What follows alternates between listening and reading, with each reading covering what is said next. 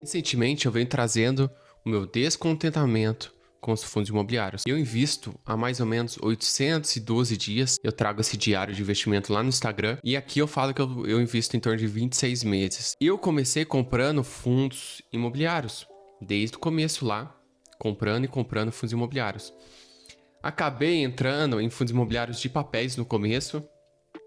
E todos os fundos imobiliários, sem exceções, os 6 que eu tive no começo, todos despencaram, tiveram problemas gravíssimos de inadimplência, de vacância. Fui trocando alguns fundos imobiliários, porém tem o problema da inflação, né?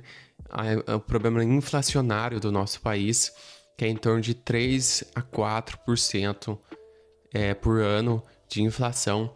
E se a gente olhar o histórico do MXF11, que é um fundo imobiliário bom, tá? Um fundo imobiliário híbrido, a gente vê que ao longo prazo ele perde para a inflação, porque o mesmo R$ 10 que ele valia há 10 anos atrás, ele vale hoje, né? Agora caiu um pouquinho. E a gente sabe que para vencer isso, conseguir um yield on cost, né, que a gente fala, bom, a gente tem que saber o momento certo de entrar nele. Não adianta eu comprar ele a 12 e agora a 9 e pouco eu não comprar, tá? Então até aí faz sentido. A gente vê que reinvestindo nos dividendos, eles ganham um pouquinho aí da inflação. Então, uma das coisas que eu percebi também é que os fundos imobiliários, ele tem muito risco, é um risco de renda variável para pouco retorno. A gente percebe isso a longo prazo. Para quem está construindo patrimônio, vai receber o dividendo ali, vai ficar feliz todos os meses investindo. Mas até aí tudo bem, né? Dependendo do momento que você entrar nesse fundo imobiliário. Se você tiver uma sorte desse fundo imobiliário, ele sempre ir aumentando em seu valor patrimonial, sempre se corrigindo, receber os dividendos, tá tudo certo, sua carteira vai evoluir também, né? Então a gente sabe que pode acontecer problemas a todo momento nos fundos imobiliários, não só aqueles de papéis, né? E eu falo de papéis que são mais arriscados. Porém, ó, o meu aqui de logística, o TRBL11, caiu para R$ 80, mas por que aconteceu? Ele teve um problema no galpão logístico dele, tá? Mas a gestora não sabe explicar qual foi o dano, ela não deixa claro o que aconteceu mesmo, quanto que vai ficar para reparar, quantos por cento, eles falam que foi em torno de 6% do galpão. A gestão tá mais confusa que nós, que somos cotistas e não temos informações privilegiadas. Então, irmãos, o que também me chateia nos fundos imobiliários são isso. As gestoras, elas não deixam claro o que está acontecendo. Isso aí é muito complicado. A gente só vai perceber a cagada mesmo depois de um tempo. Além das taxas aí que tem nos fundos imobiliários, por isso que algumas administradoras, gestores começam a fazer subscrição adoidado para tentar aumentar e sempre evoluir o patrimônio líquido da empresa. São bastante coisas que me incomoda, tá? Eu falo que para vocês me incomoda, eu continuo investindo em fundos imobiliários, mas isso acaba me incomodando bastante e eu tenho que deixar sempre claro aqui para vocês, porque tem alguns youtubers, irmãos, que continuam falando que não, vamos comprar mais, vamos não sei o que. Eles não deixam transparente aí o real perigo e problema que pode acontecer em um fundo imobiliário. Hoje em dia, então, tô deixando bem claro aqui no meu canal os prós e os contras de investir em fundo imobiliário. Eu achei um vídeo de um cara aqui, ó, viver de renda. Vamos assistir esse vídeo, eu não assisti o vídeo inteiro, tá? Eu sei que vai ter muita gente que vai passar por essas etapas aqui. Primeira etapa, de negação. Vai negar que o que está sendo dito é verdade, porém é fato. Contra fatos no argumento. 2, raiva. A pessoa sente raiva da pessoa que está falando a verdade. E muitas vezes vai até se descrever do canal, porque ela vai ficar na segunda etapa, né? Segunda etapa do divórcio da coisa, né? Que é a raiva. A terceira, negociação, ela vai tentar ver criadores de conteúdo que vai tentar argumentar com aquilo ali para tentar se convencer que aquele fato que ela ouviu, aquilo que é verdade, não é verdade. Mas não passa de mais uma etapa de negociação. A quarta, depressão. A pessoa vai ficar chateado, vai ficar triste por passar por tudo aquilo, por ter perdido tempo. Cara, é engraçado que tá parecendo que ele é psicólogo aqui, cara. Ele tá psicólogo, psiquiatra, porque ele tá vendo todos os passos da negação, né? 5, aceitação. Ela finalmente vai começar a aceitar que aquilo ali que foi dito é fato. E quanto a fatos, não há argumento. E a sexta etapa, essa é a mais importante, é a de reconstrução e crescimento. Ela vai começar a empregar a energia dela em coisa que realmente vai trazer retorno para ela. Uma renda passiva que realmente vai trazer retorno para você. Dito isso, vou falar 3 motivos porque eu não invisto mais em FIIs. Vamos lá. Motivo número 1. A regra do jogo dos FIIs é a de que aumentar o patrimônio líquido do FII ou patrimônio do FII para aumentar o dinheiro do bolso de gestão e de administração. Uma vez que... Acabei de falar isso para vocês, irmãos, aí no começo. Isso eu percebi com o tempo, tá? Fazendo subscrição cada vez mais para conseguir ter uma taxa melhor. Tá? Então, fica diluído, entre aspas, porque a gente tem pouco valor investido, mas mesmo assim, afeta, irmão, afeta sim. Eles ganham porcentagem sobre o patrimônio líquido ou sobre o patrimônio do fundo. E para fazer isso, eles não têm o mínimo de pudor de diluir cotistas, ou seja, aumenta o número de cotas, reduz o valor patrimonial da cota dos FIIs e assim eles aumentam o patrimônio do fundo e como eles ganham porcentagem sobre o patrimônio do fundo, eles aumentam o quanto que eles ganham, quanto eles colocam no bolso.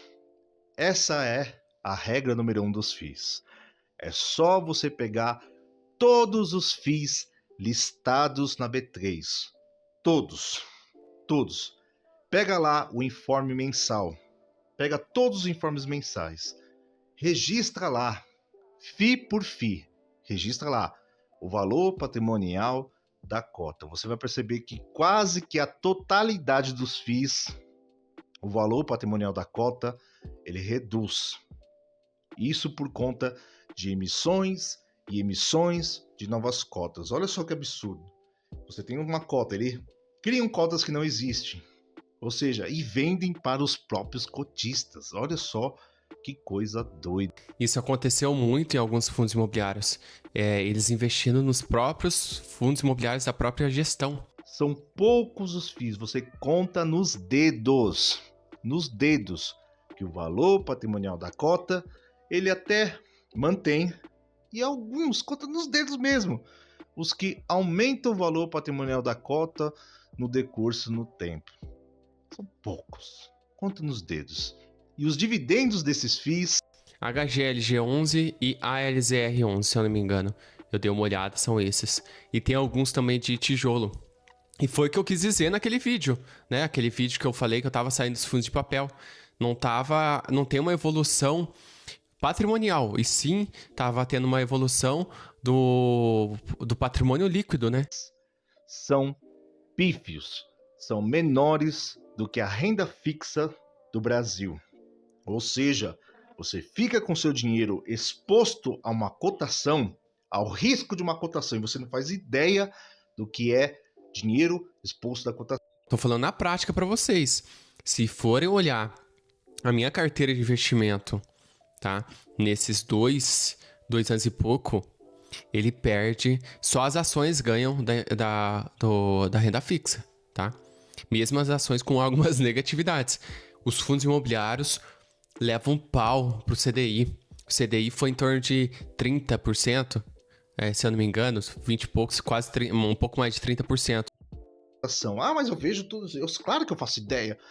Não, você não se deu conta ainda do que é dinheiro exposto à cotação, tá? É o maior risco que você pode correr. Maior risco.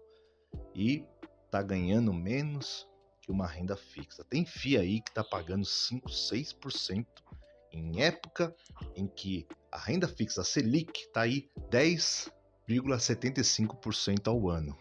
Para você ver a loucura que é o que alguns cotistas estão fazendo. Então, a regra do jogo não é favorecer cotista. A regra do jogo é aumentar o patrimônio do fundo, porque como eles ganham porcentagem sobre o patrimônio do fundo, eles aumentam o dinheiro que eles colocam no bolso. A gestão e a administração do FII. Essa é a verdade número 1 que me fez largar de investir em FIIs, porque são quase que a totalidade dos FIIs. Como eu disse, os poucos que você conta nos dedos, os dividendos deles são pífios. Verdade número 2, o que me fez largar de investir em FIIs, mais especificamente da Bolsa de Valores, quando você estuda a história. Quando você estuda o início do primeiro banco central que emitiu moeda sem lastro, que foi lá na Suécia, você começa a entender o porquê que eles tiveram a ideia de fazer qualquer coisa e colocar um ativo como se fosse um lastro para que eles pudessem imprimir, porque eles fizeram isso no primeiro banco central da história. Eles começaram a emitir papel como se fosse dinheiro, né? Como se fosse aquele algo de valor, sem ter o metal como lastro. Começaram a imprimir adoidado. O que gerou? Quando você imprime adoidado, gera inflação, que é a perda do seu poder de compra. Gerar inflação. Resumindo, o primeiro banco central da história quebrou. Então foram realizadas políticas monetárias para que eles imprimam bastante, depois eles seguram um pouquinho. Imprimam bastante, depois eles seguram um pouquinho, realizando as políticas monetárias. Se você parar para pensar, ações, FIIs, é uma cópia micro do macro. Se você pega, por exemplo, o dólar, acontece no mundo inteiro, né? Eles imprimem a moeda e jogam a inflação para o mundo inteiro. No Brasil, no Banco Central do Brasil, eles emitem a moeda, o real, como lastro o país e jogam a inflação para você, brasileiro. Então você tem dois agentes contra você. E o que são ações, o que são FIIs, na verdade é uma cópia do macro. Quando eles emitem cotas, eles estão imprimindo uma cópia do macro. Por quê? Lembra da regra número 1, da verdade número 1? Eles querem aumentar o patrimônio, só que em consequência de aumentar o patrimônio é fazer mais cotas. Quando gera mais cotas, geram uma desvalorização. Quando existe mais de algo, aquilo tende a perder o valor. Então, quando eles estão emitindo novas cotas, eles estão copiando, na verdade, o modelo macro.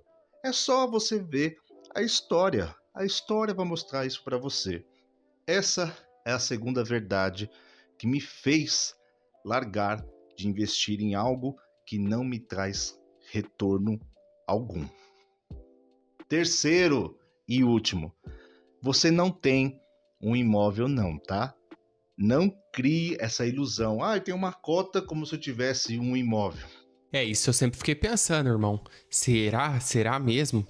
Porque como que a gente tem um imóvel, nosso dinheiro tá em cotação. Então, se esse fundo imobiliário nunca mais voltar no valor que ele tá, se as pessoas não parar de investir, teve um problema aí, a gestão é horrível, faz de conta, vou dar um exemplo. Já era, irmão. Você colocou R$100, ninguém mais vai querer aquele fundo imobiliário, mesmo ele pagando dividendo. Tem fundos imobiliários que continuam pagando bons dividendos e a cotação tá muito baixa, tá? Porque as pessoas não querem mais. O que você tem é uma cota de um fundo. É isso que você tem. O que acontece com os imóveis? Geralmente, eles tendem a se valorizar com o tempo. Isso ocorre num imóvel bem localizado, não necessariamente uma localização incrível, mas um imóvel que esteja bem localizado, que ele esteja em boas condições. Com o passar do tempo, esse imóvel ele tende a valorizar. Agora, a cota do FII, se você pegar o gráfico do valor patrimonial da cota, por que ele não aumenta com o passar do tempo? Já que os FIIs de tijolo, por exemplo, eles teve valorização dos imóveis. Por que isso não ocorre? Justamente por conta da emissão de novas cotas. Eles emitem cotas que não existem, ou seja, dividem as cotas que você possui. Então, ele não alcança aquele... E uma das coisas também, porque a gente não é dono, né? Tem a gestão aí, ela pode vender a qualquer momento esses imóveis. Mas vai pagar uma porcentagem para você. Mas ela tá aí, fazendo o que quer, né? Então, tem esse ponto também, cara. Os argumentos deles são tão bons, né? Efeito de valorização. O ouro físico. O ouro físico é escasso. Ele tende a preservar o valor. A moeda se desvaloriza, no caso do ouro físico.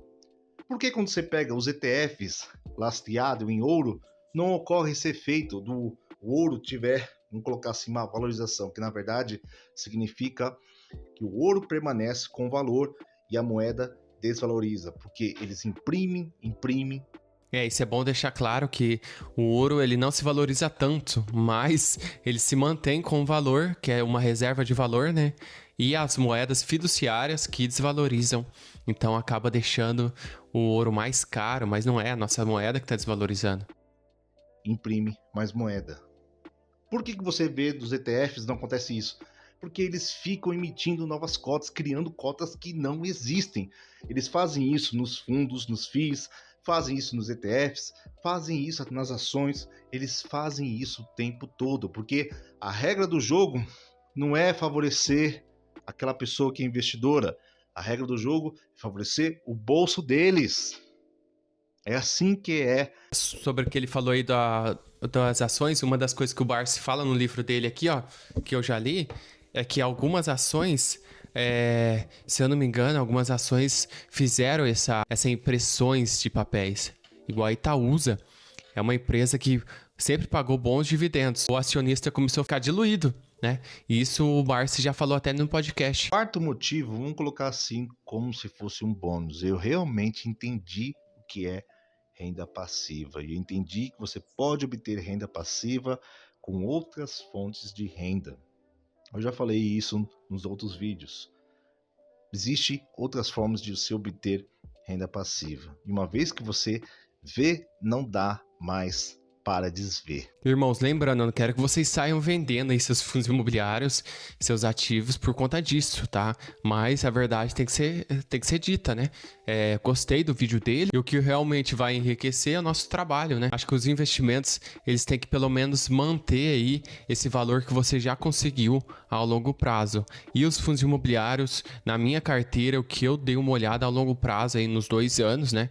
Não é longo prazo, é médio prazo, né? Se for ver, longo prazo é mais de 5 anos. A gente percebe que ele não mantém esse dinheiro que eu ganhei, tá? Ah, mas agora tá no momento ruim. Sim, agora não tá no momento bom pra gente falar sobre isso. Mas no futuro, igual já comentei algumas vezes aí, falei para as pessoas, aguarde que a gente vai ver aí ao longo prazo no futuro. Então, não é recomendação de investimento os vídeos que eu trago aqui. Então, deixa no comentário o que você acha sobre isso, se você concorda ou não. Beleza, irmãos? Aqui eu falo sobre educação financeira, investimento. Já se inscreve, já deixa seu like, é isso. Muito obrigado por assistir até aqui. Fui!